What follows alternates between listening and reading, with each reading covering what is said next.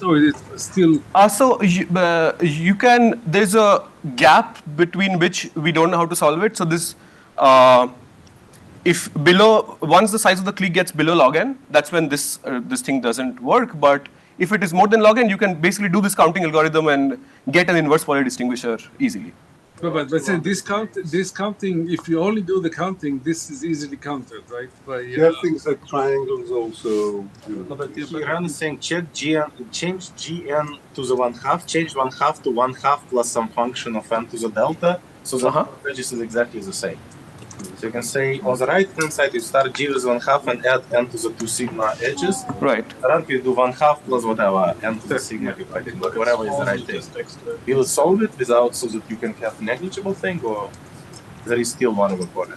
I think it's still going to be 1 over poly. Basically, if you, so you're, if I remember the question is remove that half with some inverse polynomial. Well, on the left, like make it sparser, like make the number of edges so exactly the same. Just make the number of edges the same in both cases, right? Okay. Just make the number of edges the same. Then I don't think there will be. Then I don't think you can do this count, because this is, or this will only work if you can just do a naive thing where you count the number of edges and the numbers. The expectation is going to differ for the two distributions. You can do it like, you know, vertex by vertex. You know, there could be some small differences. I would imagine it still might be true, because if you look at the average degree, right? Because in one case, average degree is like, I'm not sure. It will be the same, right? But it will be the same, right? Because it's like whatever your probability p is, it will be like n squared np, right? If you count the triangles, you'll get the same. Right. So it should be completely same if you modify. But count the triangles. So there is actually a more aggressive variant of this assumption as well, where you don't work, where you basically for the null you alter the distribution and you make the original graph sparse as well, and there the assumptions vary very critically with what you pick your parameters to be. Right. Okay, so if you plant a large enough clique, like square root n size, then we do have polynomial time algorithms that solve this.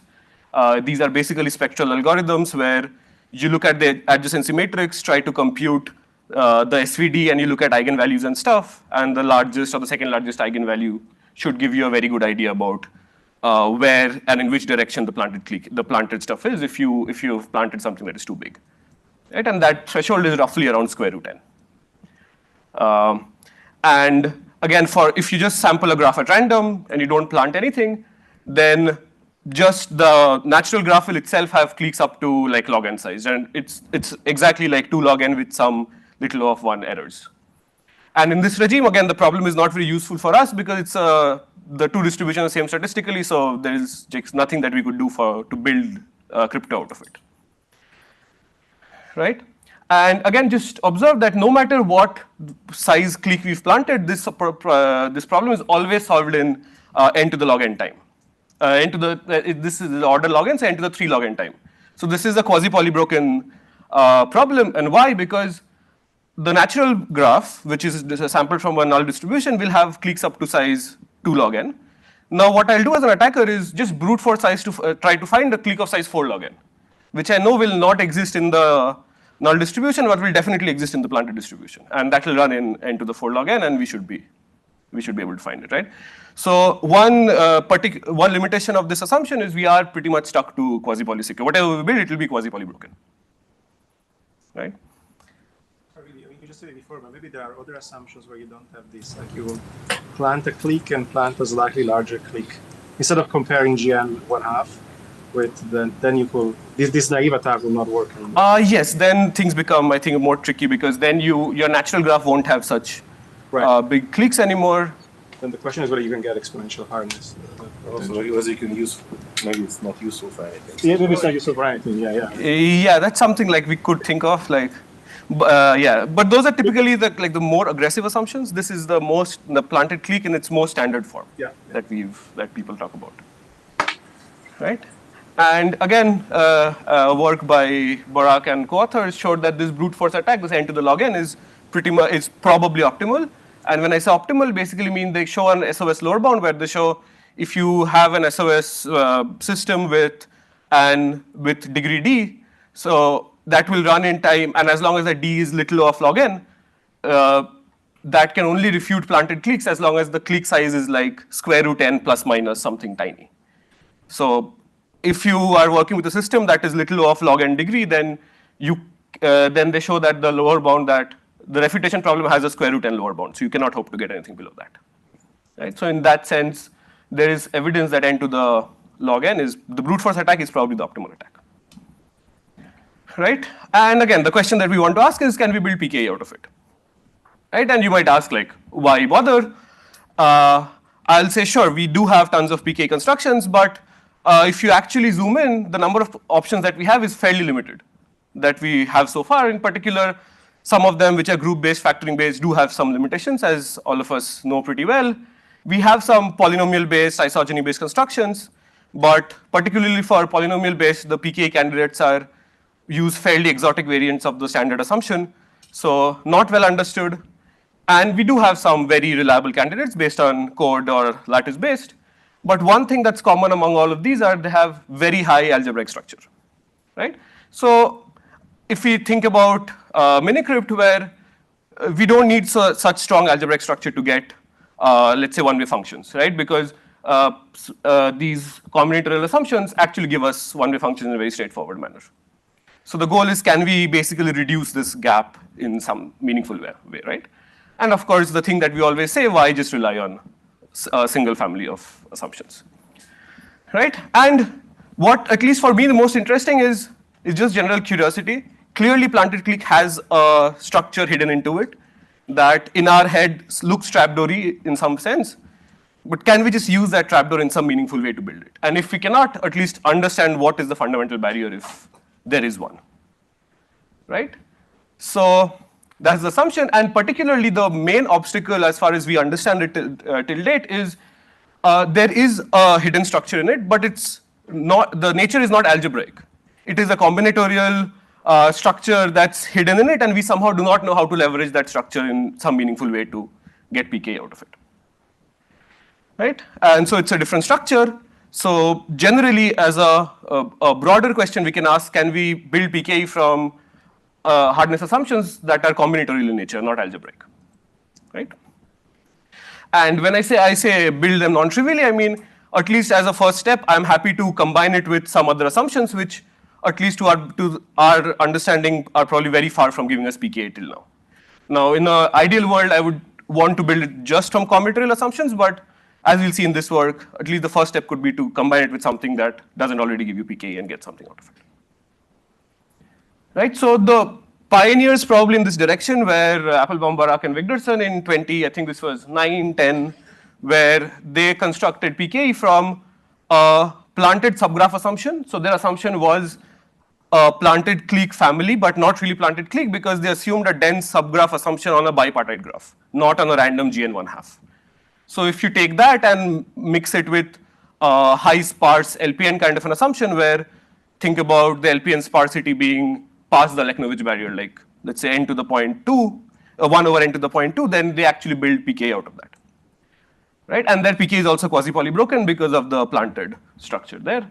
So that was the first work, and since then there has been a few follow-ups that have, you can change the sparse, like the sparse LPN with Goldreich. And that's not very surprising because sparse LPN and Goldreich are typically like considered to be somehow related because of the structure that they have. So you can remove sparse LPN with Goldreich as well. And in our work, what we'll do is we're going to, you can think about our thing as a follow-up of ABW, where if you replace this planted dense structure bipartite graph with a truly random planted assumption on a truly random graph, right? We also use sparse LPN. That is, I think, a more relaxed version of sparse LPN than ABW uses.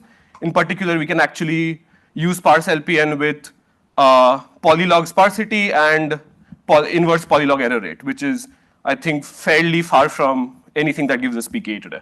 But even if you don't want to go into the weeds of the parameter, the one takeaway is basically we show how to instantiate their planted dense subgraph object using a planted clique on a random graph. Yeah, that should be, I would like that to be the one takeaway from here.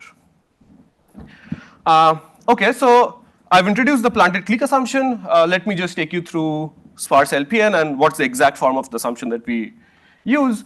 I might just change nomenclature between sparse LPN and noisy k-LIN. They are basically the same assumption. Some communities call it sparse LPN, some people call it noisy k-LIN, so it's kind of interchangeable. The assumption is fairly standard. It's saying A comma S plus E is indistinguishable from A comma R. S is just a uniform random secret. R has some error distribution, think inverse polylog here. A here is not a random matrix. It is, we want A to be a sparse expanding matrix rather than a sparse random matrix. And what do I mean by an expanding matrix? I mean essentially, if we talk about any matrix, which is, so A in this case will be rectangular, so more rows than columns.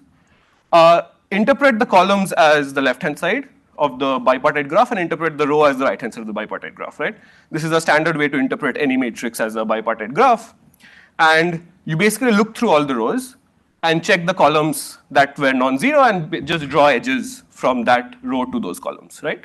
So if we do this, and if we have, let's say, three sparse matrix, we will get a regular 3-degree bipartite graph, right? And what I mean by this gamma kt expanding, it basically means I want every row to be k-sparse. And if I pick small enough subset of the columns, think about some t, which is small enough, then their neighbors should be fairly expanding. So if it's k regular and I pick t neighbors, then in the best case I can expect k times t many neighbors. That's the best case possibility. Here I'm allowing for some slack, right, which is gamma. Typically for sparse LPN type assumption, people are happy as long as you assume this gamma to be half plus epsilon. Anything bigger than half is considered fair game. We are actually going to achieve something like 0.99, so something ridiculously high, right? And we can basically go 1 minus epsilon. So it's a ridiculously high expanding assumption where the sparse LPN is widely believed to be secure with these parameters. Usually people choose A at random for sparse matrices, but you want to generalize it to any kind of. Yes, so I'll come to that right away. So yeah, this is the assumption. And yes, it's like a worst case A, as long as it is sparse, expanding should work. And I have like slightly sneakily stuck an asterisk over there. And that's, okay, before going into the asterisk, just for parameters, you can think about the expansion that we want to be like 2 to the square root log n, right? So we also achieve something super logarithmic expansion. So it's much fairly high expansion. Now coming back to the asterisk that I've hidden over there, essentially there are some counterexamples where your matrix A is expanding. It can actually achieve all the expansions that we want, and still you can basically break this assumption. And those A's, the regime where this gets sketchy is if your A is sampleable by an AC0 circuit, and if you are working with this setting where this A has like quasi-poly samples. So if you have A is, let's say, m by n, and m is, let's say, n log n. So something which is more, something that is more than not n log n, sorry, like n to the log n, something that is more than a polynomial, then you get into like dangerous territories. But as long as the matrix are like the dimensions of the matrix are polynomially related, and the matrix A does not come from a very low complexity, cannot be sampled with very low complexity, it should be fine, right? So can you say something more about the sampling? I mean, as you wrote the assumption, it's not even clear that A has to be random, right? So it could be a fixed expander. It could be a fixed expander as long as you can. It will be bad if whatever you fix to be the expander can somehow be just sampled by an AC0 circuit. I see. Then it's going to be bad. We have counterexamples in this. Okay, so there is some distribution of A. You're not specifying exactly what it is, but you want it to be an expander with high probability. Yeah. And then the assumption, once I have a distribution of A, the assumption is whatever. Yes.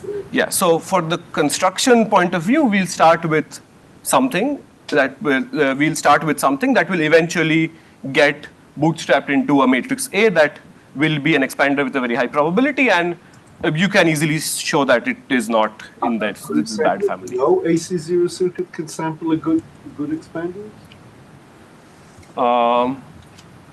Or No. there exists an AC0 circuit? No, I'm saying that there exists a matrix A that is sampleable by an AC0 circuit, and is an expander that can be broken, like for which this assumption, that can be bad, yes. If you're not happy, the nicest thing would be just a random sparse A. Yeah. You don't want it. In the ideal world, you would want a random sparse A, but then you are kind of with we just don't know how to use that for constructions.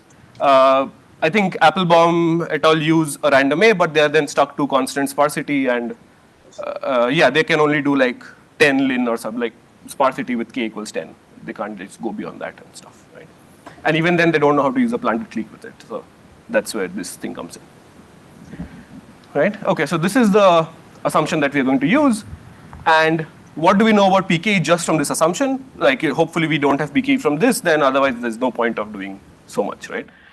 With this assumption, there have been some work that use, that build PKE with random A. But again, in pretty much all of them, the sparsity has to be constant. And even if the sparsity is constant, they can only get an inverse poly error rate. They cannot go all the way to like polylog error rate. And yeah, so just a reminder, we are using like polylog error rate, which is going to be a very dense error. So yeah, the high level picture is this is what we give you. Take sparse LPN with these parameters, take planted clique, gn1/2 and gn1/2 n to the delta for any delta that you like. This should give you a quasi-poly secure PKE.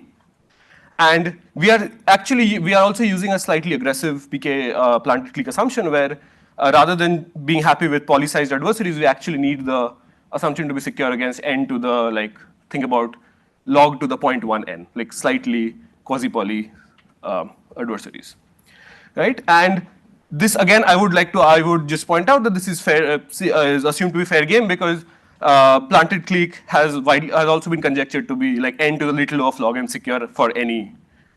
So anything where the exponent is slightly less than log n should be fine. And in our case, we don't even need like log n, any tiny alpha works, right? So that's the assumption we'll work with. And that's actually unavoidable, at least the way we do the construction. And hopefully I'll get time to point out why. Okay, so these are the assumptions, and first maybe I'll just quickly go over the construction, which I think is, I think the construction is fairly simple. So for the constructions, I would like you to imagine, just take my word for it for now, that there is a sampler, a PPT sampler, that takes as input a graph, G, and outputs a matrix A with a trapdoor, right? The crux, the main contribution of this work is to show how to build this sampler. But for now, for the construction, just imagine that there's an algorithm takes as input a graph, outputs a matrix with a trapdoor, right? And so what are the properties that I want from this sampler?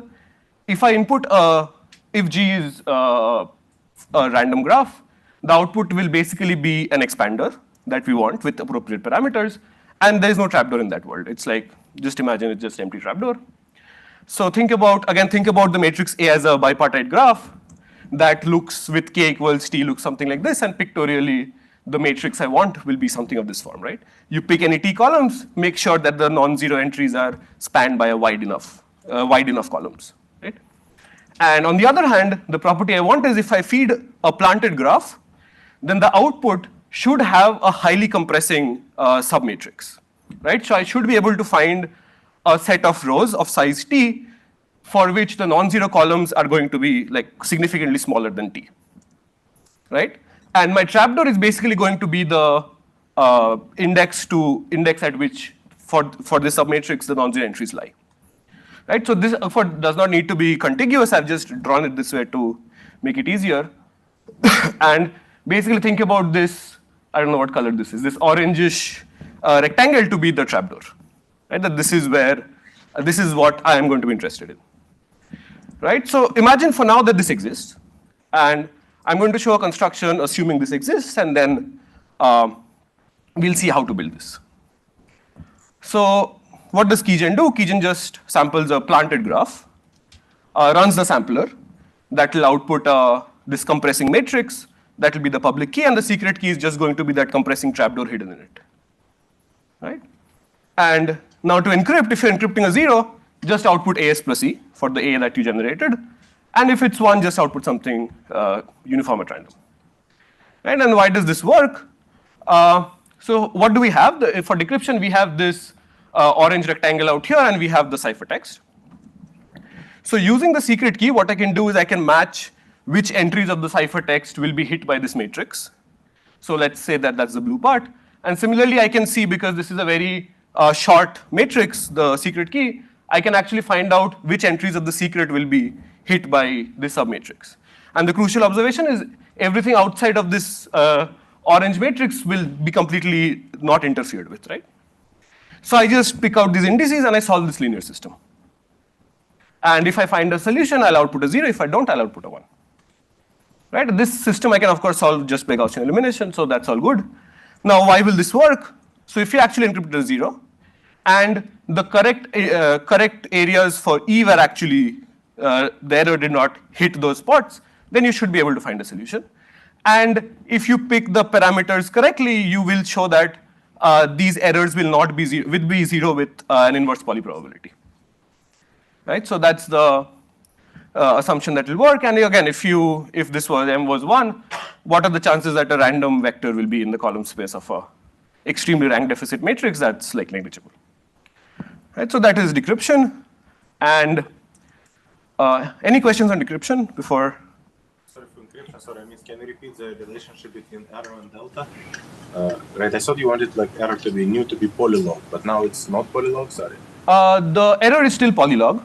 And basically, this submatrix that I'll have, the dimensions of this will be polylog by polylog. Oh, it's polylog. Yeah, so basically, the chunk, that blue chunk, that length is polylog.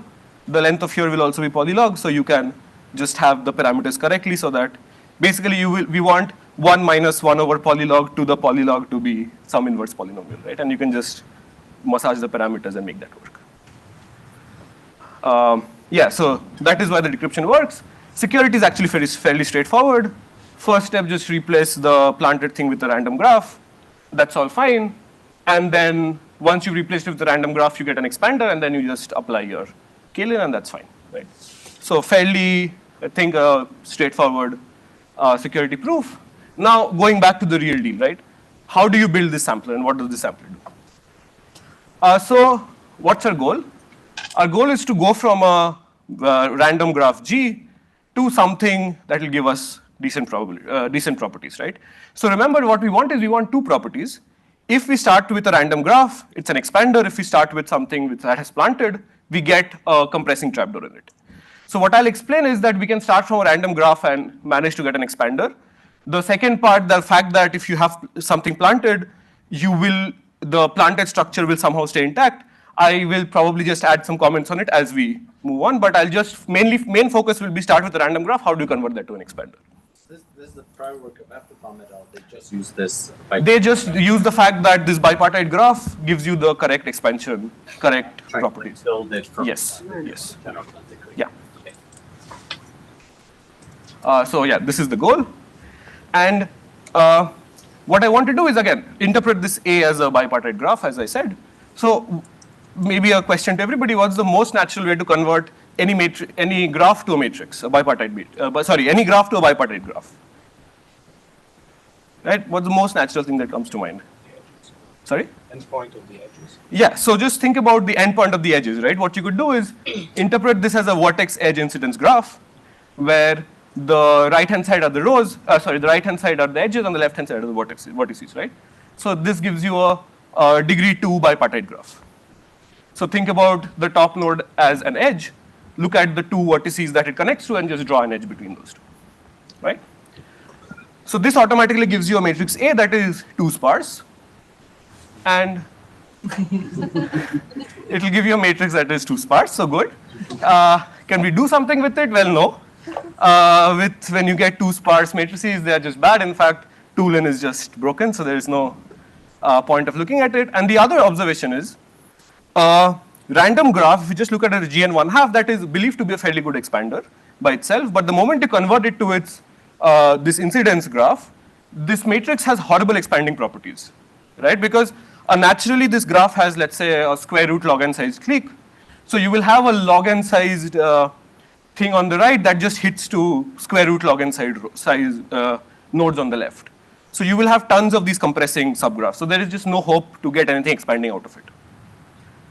And yeah, basically there'll be so many, and there'll be tons of these, right? There'll be like n to the square root log n divided by 2 roughly to the many tiny cliques. So we are kind of stuck. There's no way to get expansion here. So the point is we start with something that is extremely compressing, and we somehow push it all the way to getting extreme expansion, right? And how do we do it? So as an intermediate step, we'll construct something that is a not very compressing graph, right? So start with gn1/2, convert it to a graph that is still going to be compressing, but not extremely compressing, right? And what I mean by extremely compressing, think as if you start from t, you can only go to like worst case t over log t, right? Whereas in the original case, you could get like an inverse poly compression. Excuse me. So there are 2 steps to a transformation. Go from extreme compression to somewhat compression, then bootstrap not very compression all the way to expanding, right?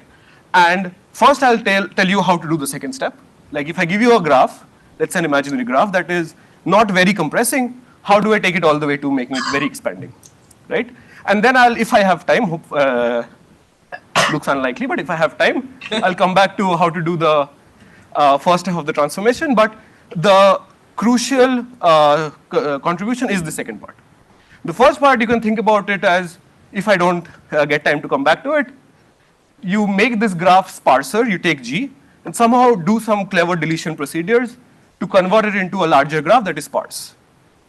And once you have that graph, something that is still kind of compressing, how do you go all the way to non-expanding, right? So let's do the second part of it. So we have something that is somewhat compressing, and think about, just for example, think about starting with a set of size S, and its neighbors are like n of S. And so we have something that is kind of compressing, and the first mini goal is, how do we just ensure that the neighbor set is bigger than the subset that we picked, right? So there is something in retrospect fairly stupid that you can do to just achieve this, and that is you take every edge, and what you do is on the left-hand side just replicate the nodes on the left-hand side some many times. The polylog t is not important, but some many times, and just draw this graph, right? So what does this do? Basically, if you initially your neighbor set had some size, you basically multiplied the size of your neighbors by r, by a factor of r, by repeating it r many times. And if you've picked r to be large enough, you will always just, okay, Siri does not. Okay, I don't know how to get rid of this. Sorry about that. Yeah, okay. You start with what? You start with a k equals 2 graph? This is just for an example. Yeah, so start with the k equals 2 graph where we had this vertex edge incidence graph. And now you start doing a series of operations. Yes. Which are, for instance, replicate. Yeah, so the first operation is just do the naive replication, multiply it by some r many times, and if there was an edge in the original graph, just repeat that edge as well r many times. So what did you do here? You just multiplied your neighbor set by a factor of r, and if you've picked r to be good enough, then you will achieve the mini goal that you want to achieve, right? But what do we actually want to achieve? That is something like this, right? We want the neighbor set to be 0.99 times the degree times the size of the left-hand side, right-hand side, right? So the degree is actually important. So by replicating these edges, what we actually also ended up doing is we just blew up the degree as well. So previously the degree of this graph was 2, now it's like 2 times r. So to satisfy that relation, what we actually want is the size to be like some 1.98 times r times t. That's something ridiculous that no matter what you do, you just cannot achieve this way, right? Okay, so now we are stuck where we did this replication. We got some kind of an expansion in some sense where the neighbor set was greater than s, but nowhere close to what we want. Now, how do you again boost this expansion to achieve something even more?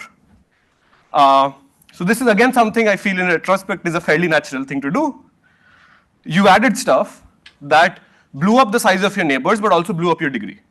Now you want to do something that will somehow negate the fact that the degree blew up by so much.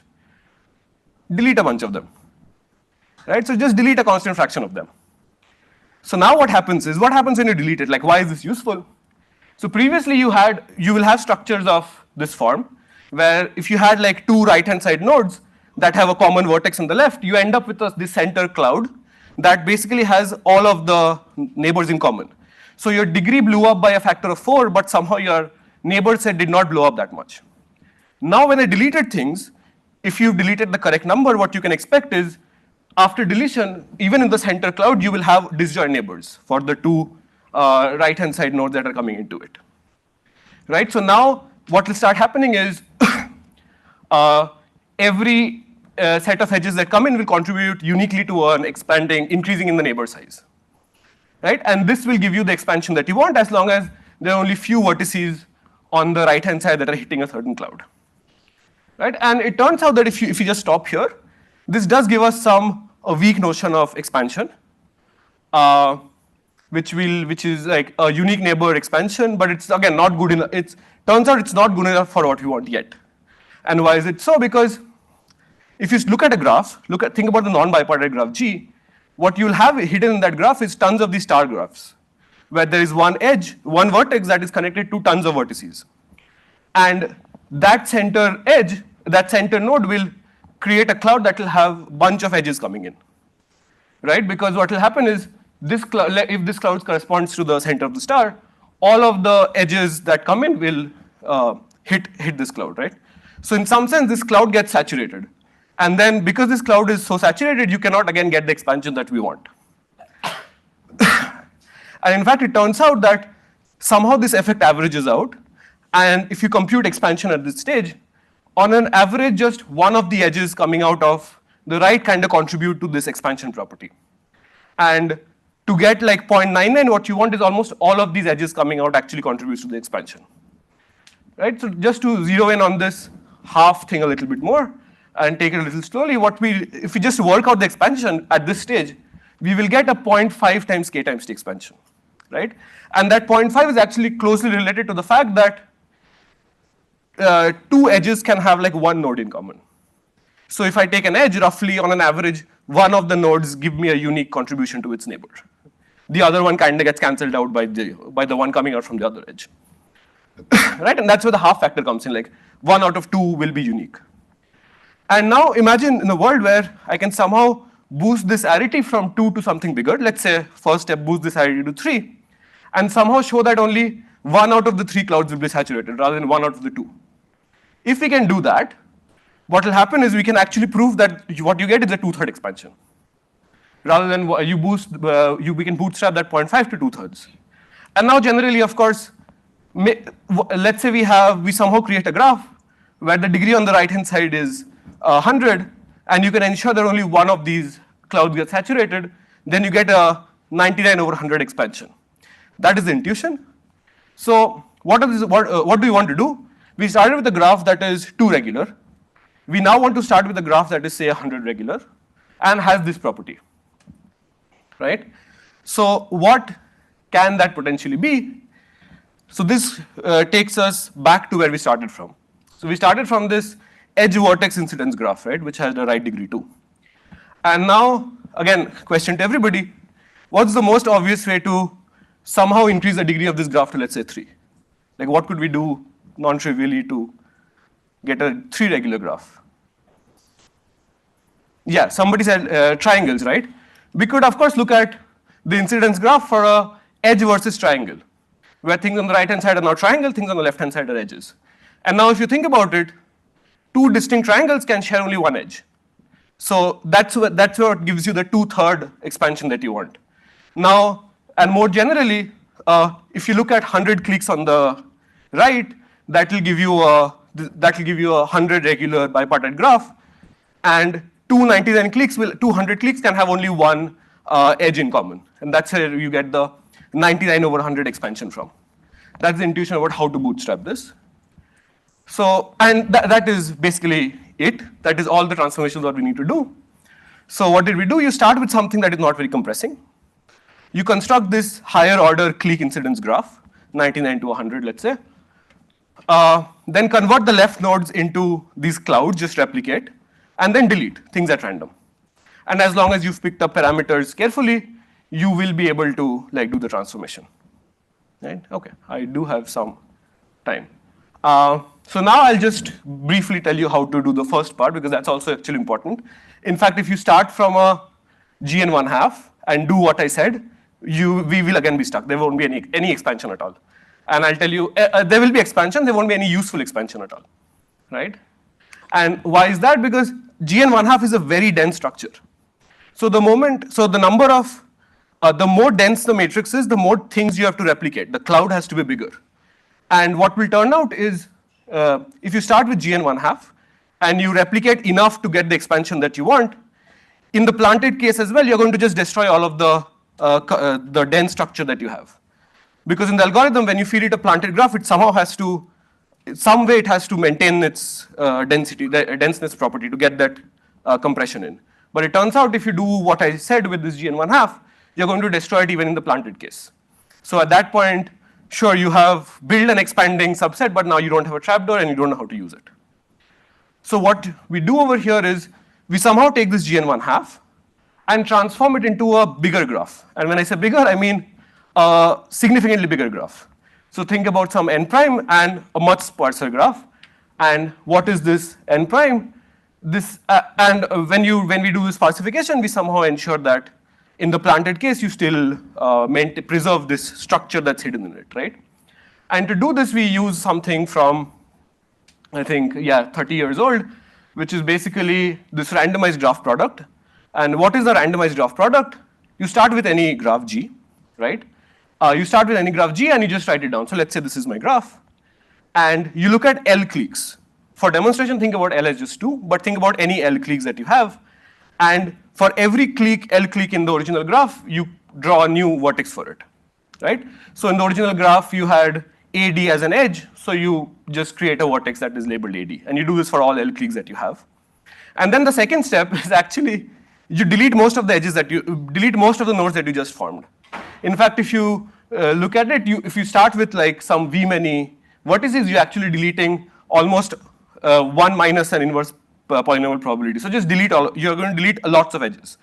So delete a lot of nodes. So what you're going to left with in G prime are very few vertices that are left behind. And now what about the edges? So whatever is left behind, you look at the 2 nodes, and let's say I look at this AB and AD. I see if the union of these 2 nodes form a clique in the original graph, right? So ABD forms a clique there. If it does, I'll join in an edge, right? So this will give me a graph G prime that is much bigger, and it's actually much sparser. In fact, if you do this process and you look at like L cliques, you'll end up with n prime to be like n to the L, roughly, whatever your L is, and this graph will behave as a random graph, which is very tiny edge probability. So this is a very sparse graph. It's very sparse, but it's still dense enough to have a lot of edges in it. Essentially, that's what's happening here. And this L, we actually need it to be more than a constant, and that is where we care about the n to the omega 1n hardness of planted clique rather than polynomial time hardness. And basically what happens is what you can prove, this is just some inductive arguments. You have to basically spend an afternoon on with a piece of paper. You can prove that you pick any set of edges in this graph G prime that is like up to 2 to the log L square, you will get this not very compressing property. It works out. And because to get any meaningful expansion, this L has to be a super constant, and that is why this n prime becomes a super constant, and then everything just blows up. Right? So basically what happens, to summarize, you start with GN1/2, you blow it up by a sub-exponent quasi-polyfactor, you blow it up to another graph that is, let's say, n to the root log n sized, that is fairly sparse. Then you look at the bipartite clique incidence graph of this extremely sparsified and gigantic graph that you created. And then you do this cloud formation and you delete edges from these clouds. And what you will be left behind with will be a matrix A that has n to the L many columns, that will have n to the 0.9 L many rows, and that will actually behave as an expander that you want. So for the PKE, of course, what you'll do is in GN half. Yeah. Where planting is done in GN. Yeah, planting is already in GN1/2, and of course you also need work to show that after all these transformations, sure, we won't be left behind with the entire clique because we deleted a lot of stuff, but whatever we'll be left behind with will have some compression property left behind. Now, can this be public? The transformation. Yes, this transformation, this is a public transformation. Oh, sorry. No, there is some randomness that's required here that has to be hidden. Yes, sorry. And you cannot publish it. Can you publish the GN half after planting and do everything in the clear and total randomness in the clear? I mean, as long as you can, as long as you ensure that the algorithm works honestly with actually uses the randomness inside it, it should be fine. You can make it public. Yeah, only thing you need to is ensure, again, this takes us back to that AC0 thing that you need to ensure that this algorithm actually uses all of the randomness that we're using. Yeah, and then, yeah, you're right. We can just, this algorithm can be done in public. Right? Yeah, so and of course, because we start with the graph of size n and we blow all the way up to like n to the L, what we need is just tune the security parameter appropriately to make sure that everything is running in polynomial time here. Right? And another just slight remark that comes out that we observe later, this work actually gives a reduction from average case planted clique to worst case expanding versus non-expanding distinguisher. This is also a fairly popular problem where you're given two matrices or graphs, one is an expander, the other is not, can you distinguish between them? And this actually gives a reduction from average case planted clique to a worst case version of this expansion versus non-expanding. It even gives it to some average case, but some weird distribution. Some weird distribution, yeah. So some sort of a distributional average case distinguisher in some form, right? And yeah, so that is it. And two obvious questions: can you get rid of this sparse LPN and just build it from planted clique? Unclear. That would be great. And of course, can you use some of the other assumptions that we heard earlier in the day? Sparse PCA, tensor PCA, and can you do something again with that and build PK from it? Right. So yeah, that is it. Thank you so much for listening.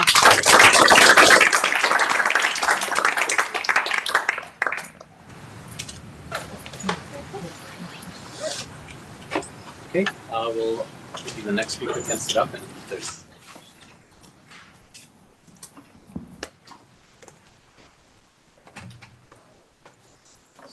Thank you.